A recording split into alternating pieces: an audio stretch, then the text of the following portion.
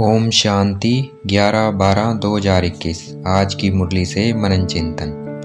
रूहानी पिता रूहानी बच्चों को इंग्लिश में स्पिरिचुअल फादर स्पिरिचुअल चिल्ड्रंस कहते हैं।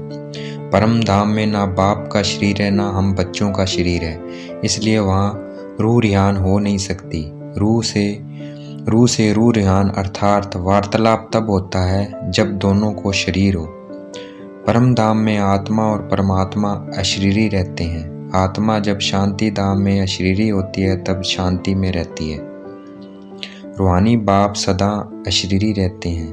हम बच्चों से बात करने के लिए ब्रह्मा तन का आधार लेते हैं, क्योंकि बात करने के लिए शरीर का आधार लेना पड़ता है। शास्त्रों में अक्षर है, परमात्मा प्रकृति का आधार लेते हैं। बाप समझाते हैं, मैं एक साधारण शरीर का आधार लेता हूँ जो प्रकृति का बना हुआ है। रूहानी बाप को रूहानी सर्जन भी कहते हैं, क्योंकि वह हमें याद करना सिखाते हैं, जिससे हमारी आत्मा एवर निरोगी बन जाती है।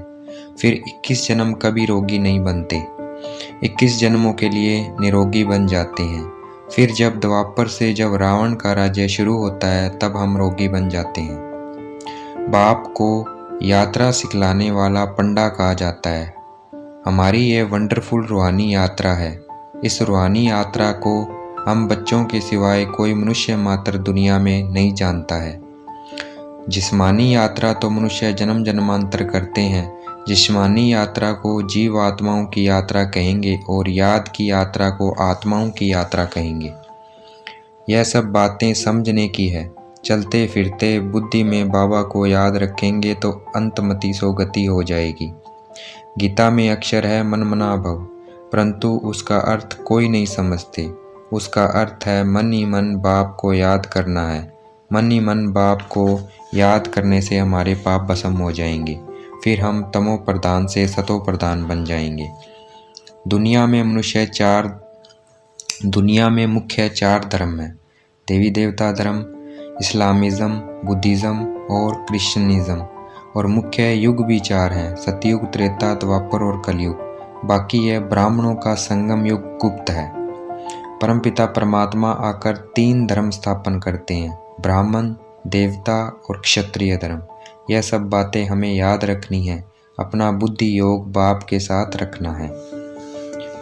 जैसे भ्रमरी छी कीड़ों को लाग कर बूं बूं कर आप समान बनाती है, वैसे हमें भी छी मनुष्य को ज्ञान और योग सिखाकर आप समान बनाना है। यह रूहानी ज्ञान हम बाप से कल्प कल्प सुनते हैं। इसमें कोई नई बात नहीं है, नथिंग न्यू।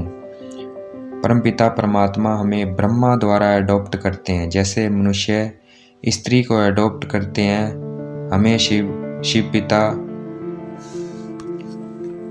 हम शिव पिता को बाबा बोलते हैं और शिव बाबा भी कहते हैं तुम मेरे बच्चे हो। शिव बाबा है रूहानी बाप और प्रजापिता ब्रह्मा है जिस्मानी दादा। रूहानी बाप शिव बाबा इस जिस्मानी शरीर ब्रह्मा दादा के शरीर में आकर हमें नॉलेज देते हैं। रूहानी नॉलेज और जिस्मानी नॉलेज आत्मा ही पढ़ती है, परंतु तमो प्रधान होने के कारण आत्म अभिमानी कोई नहीं रहता। आत्म अभिमानी रूहानी बाप हमें अभी बनाते हैं। आत्मा इम्प्योर अपवित्र तमो प्रधान बनती है, इसलिए पतित पावन बाप को पुकारती है कि हमें अब पतित से पावन, तमो प्रधान से तत्व प्रधान अर्थात अपवित्र से पवित्र बनाओ। कोई भक्त नहीं जानता आत्मा ज्योति बिंदु स्वरूप है और बिंदी का मंदिर भी नहीं बन सकता, इसलिए शिव ज्योति लिंग अर्थात ज्योति बिंदु का प्रतीक का मंदिर बनाते हैं। शिव बाबा ही भक्ति में साक्षात्कार कराते हैं, इसलिए उनको दिव्य दृष्टिदाता कहा जाता है। साक्षात्कार की चाबी बाप अपने पास रखते हैं, किसी को नहीं देते, क्योंकि ये चाबी बाबा को भक्ति मार्ग में भक्तों को साक्षात कराने के काम आती है।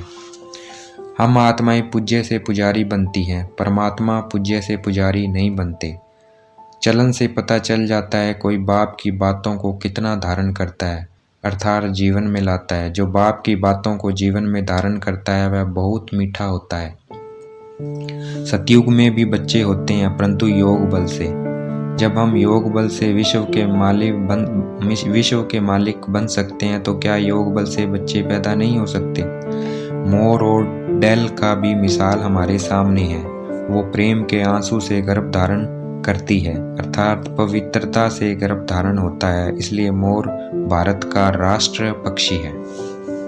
शिव बाबा ने भारत को शिवालय अर्थात स्वर्ग बनाया था, इसलिए हम शिव जयंती मनाते हैं और दशहरा भी मनाते हैं। परंतु रावण अर्थात 5 विकारों को पटाखों से नहीं जलाना, उसको योग अग्नि से समाप्त करना है, अर्थात याद की यात्रा से, योग बल से ही हम 5 विकारों पर विजय प्राप्त कर सकते हैं।